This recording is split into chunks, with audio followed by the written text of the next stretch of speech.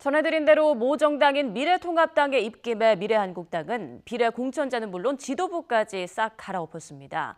통합당이 이 과정에 직간접적으로 영향력을 행사했다는 증언들이 속속 나오면서 실정법 위반 논란까지 일고 있는데요.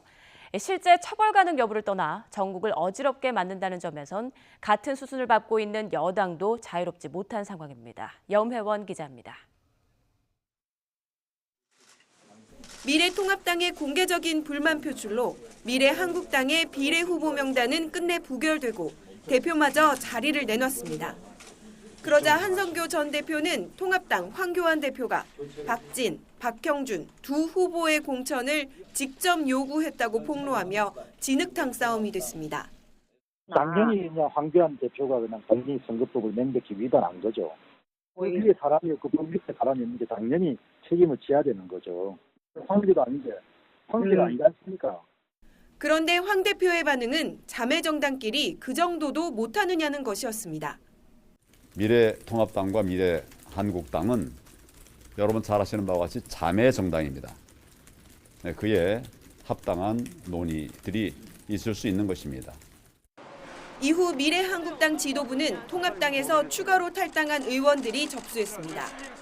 원유철 대표를 비롯해 통합당 인재영입위원장이었던 염동열 사무총장까지 포진해 굳이 입김을 넣지 않아도 통하는 사이가 된 겁니다.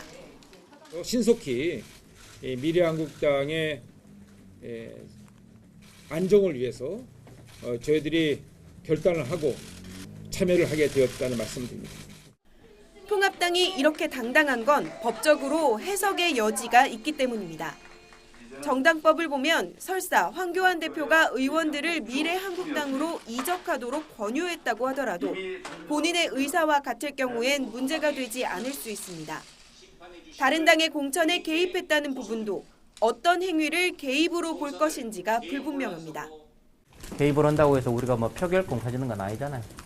우리들의 의견을 얘기를 하는 것은 의견 개진은 충분히 할 수 있잖아요. 법망을 요리조리 피해가는 미꾸라지 전법은 여당이라고 크게 다르지 않습니다.